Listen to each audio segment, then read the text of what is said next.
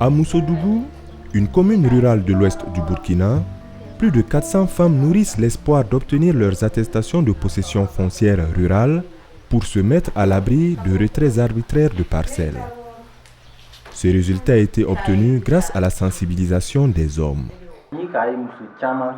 Si vous voyez que beaucoup de femmes sont sorties faire leurs demandes, c'est parce que la sensibilisation a été basée au niveau des hommes.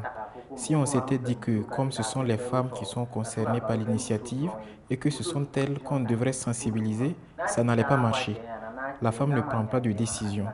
La sensibilisation a donc été axée sur les hommes afin que ceux-ci acceptent en premier lieu.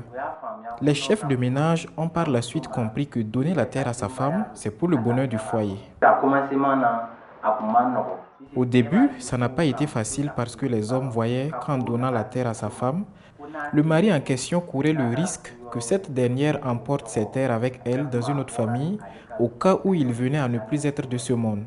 Mais on leur a fait comprendre que leurs enfants seront les réels propriétaires en réalité.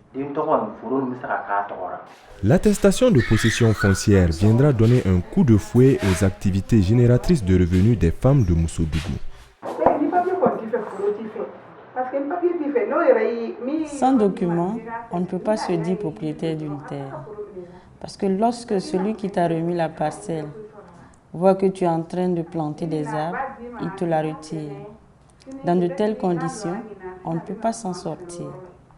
C'est comme si ce dernier veut que tu continues à faire ton gombo et lui, il en profitera pour s'aimer autre chose plus tard.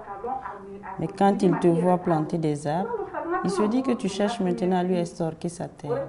Mais quand tu as tes papiers, tu es à l'abri de telles situations et tu peux faire d'autres choses que du gombo. Tu vas penser à l'avenir. Or, l'avenir, ce sont les arbres. Tu vas planter des arbres qui vont t'apporter des revenus à même de soutenir les dépenses de ton foyer.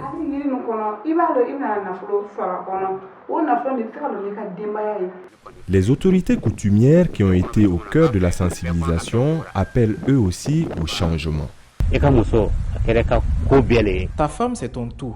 Si tu ne lui donnes pas un champ, tu le donneras à qui d'autre? Nuit et jour, si tu as des soucis ou des difficultés, elle est présente. C'est une obligation pour nous de donner des terres aux femmes. Ce qu'elles n'arrivent pas à faire pour bien entretenir leurs terres, faisons-le pour elles. Il n'y a rien de tel.